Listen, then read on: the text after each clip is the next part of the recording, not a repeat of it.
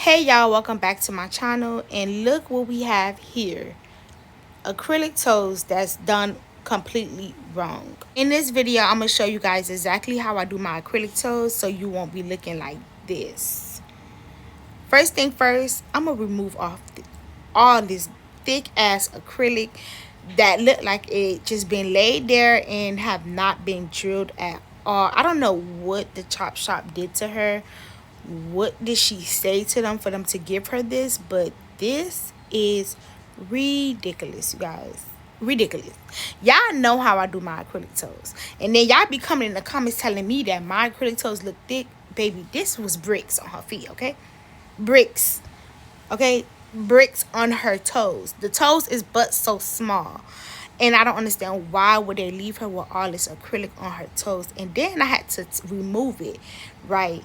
And I asked her, I'm like, what happened? Like, why would you let them do this? And she's like, it looked good from the top. She didn't think it was looking that bad until she looked in the bottom. And I'm like, girl, what? Then when I look, bad product when I'm soaking it off. It's literally looking like jelly. Your acrylic toes should never look like this when you're soaking it off. I barely could even take it off. Like, y'all done seen when I do my soak offs how my soak offs look. But this right here is straight MMA monomer. Like, this is not what you should be putting on your client. This is illegal. Like, you should not be buying MMA monomer and placing this on your client toenails. Like, that is something that is used for the dentist. You guys need to do your research, especially when it comes down to monomer. If the monomer bottle does not say EMA and it does not have the company logo on there, don't just go to the regular nail store and say, okay, let me just get this bottle that says liquid, and then they quote unquote say it's EMA. Sometimes it be bullshit. It be bad product. Okay? And I couldn't even take it off when I was soaking it off. I had to drill it down because it was not coming off. And I'm looking at her, she looking at me. I'm like, bro, this shit is not coming off. I was literally struggling to take this monomer off of her, like take the acrylic toes down, period, because it was so thick and everything. So I had to, work a miracle.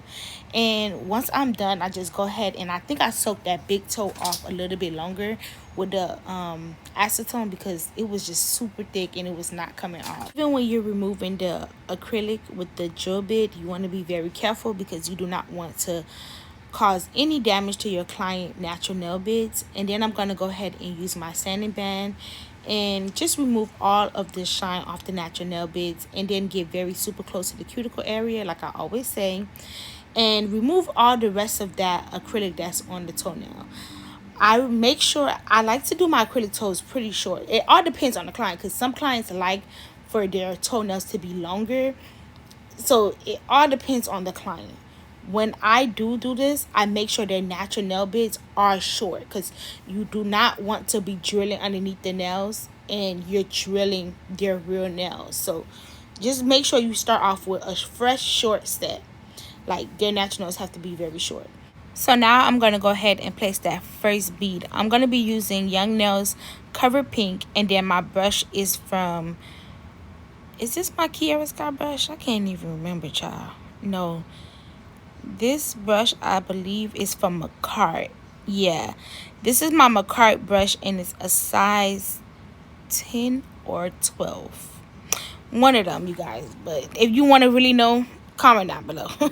But yeah, so like I said, I like to do the acrylic toes pretty short. So when I look and I see that I have a little too much of acrylic, I go ahead and cut off the excess that's left over, and then I shape it up. And you want to make sure you're working with your beads on the drier side than super wet, because if you work with it super wet, then you're not going to have no control over the bead. So have full control over your bead so you can know what you're doing and where the bead is going. You still have to make sure you do not flood the cuticle area and the sidewalls. So when I place my bead down, I go ahead and I pat it, and I pat and pull, pat and pull. And when I'm pulling it down, I'm just giving the toenail, the shape and the length that I want it to be. So make sure you clean that sidewalls like you see I'm doing, because that's very, very important. And when I'm pulling it down, like I said, I'm just giving it that length, squaring it out, because I love square toes. And You know, it all depends on the client you have. When you are doing acrylic toes, you want to ask your client, hey, how do you like your toenails? Do you like it long? I had a client recently, probably like 3 or 4 days ago, come to me, and she wanted her toenail, her big toenail, to be super long. And I'm like, where you going with this super long toenail? Like, I don't want you to hurt yourself. And I'm asking her, and she like, it's because she felt like her second toe was longer than the big toe, and she wants that big toe to be longer so that way it doesn't look as long. I mean, to each his own.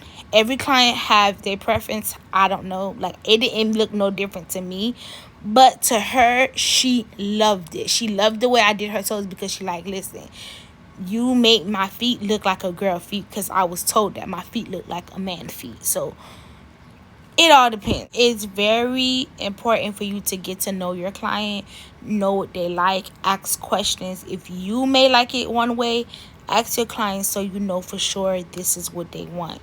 Because when it comes down to it, if you give your client something that they don't want, they may not ever come back. And then there's some clients that don't know how to speak up for themselves. I tell all my clients, if you do not like something, please speak up. Speak up for yourself, so that way I am not giving you something that I like. And it's okay, because everybody have different tastes in things. Some people feel like they like their French one way, and then some people feel like they like a thicker French or a shorter French, or, it doesn't really matter. It's all up to your client, because at the end of the day, they're the ones paying their money. Just please don't give them no thick ass acrylic, no big blocks on their toes. Don't give that to them, please, because it's going to cause them damage later on. And acrylic toe should never look that thick. When I'm doing my big toe, I kind of like do it in two beads. And if I need to put more beads, I go ahead and do that. But it all depends on the client toe, because everybody's big toe is different.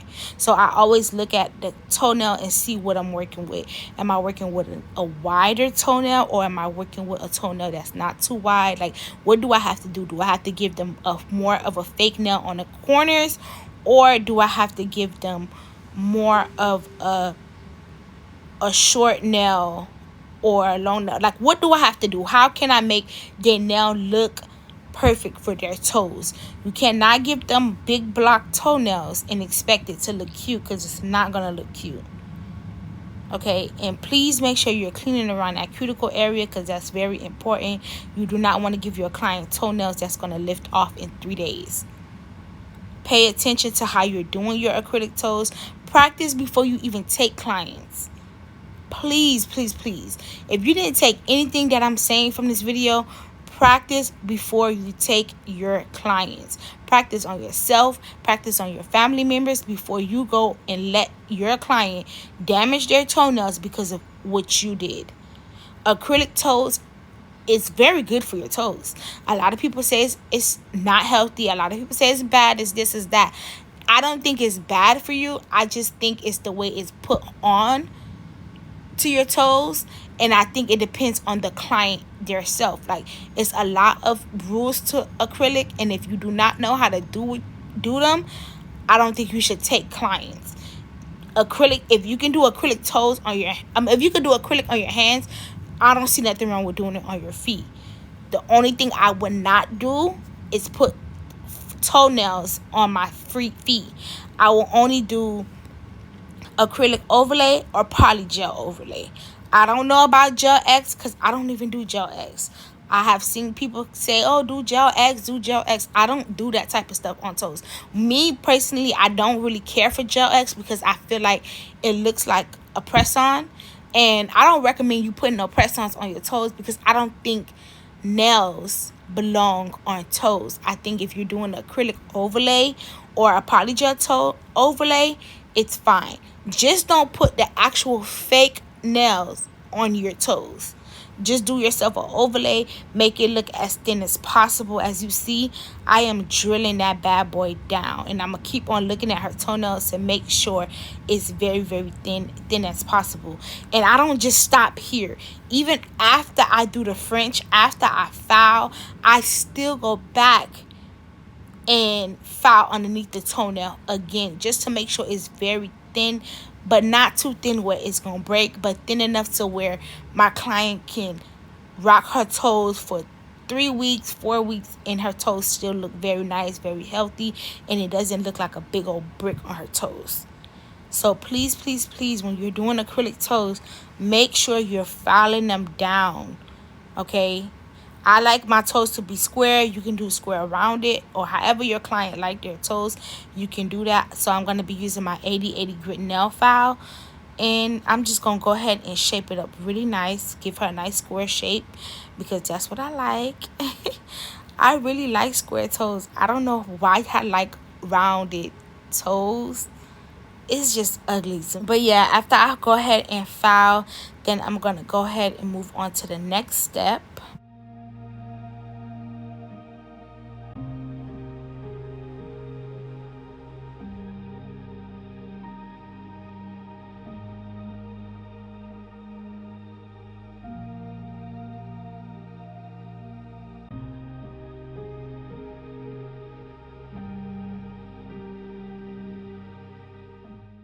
So now I'm going to go ahead and draw on the French. I'm going to be using my D&D white gel polish.